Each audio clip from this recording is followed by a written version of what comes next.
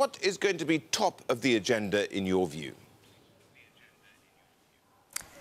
I think possibly terrorism, defense cooperation, certainly trade will figure in the talks.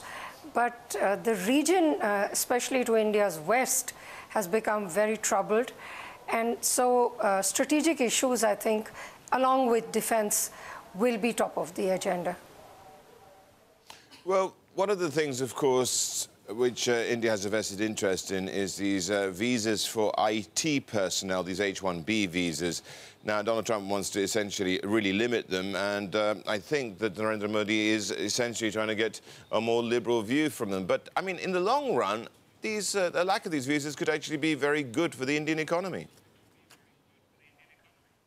I think both ways. It's for the American IT sector to lobby for these visas, and they have in fact lobbied, including setting up a coalition during the campaign.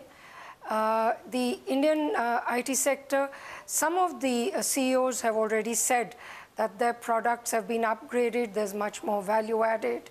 So Infosys doesn't think it's going to be a problem. Wipro has announced hiring 10,000 people in the United States. I think this is less of an issue than it appears to be. Well, yes, there's been a lot of noise being made about it, though. But, of course, all this is going to also be contingent to some extent on how these two get on, won't it? And Narendra Modi has been pretty good at actually being able to charm other world leaders, hasn't he? In fact, he has.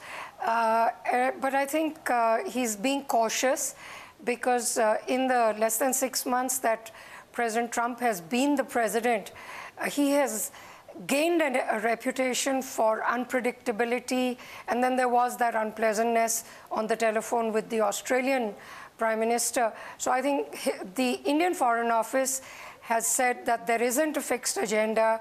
They've been fairly low-key on the visit, talked about it as a getting-to-know-you visit. On the other hand, the American side has suddenly become very warm and been playing up the importance of the visit.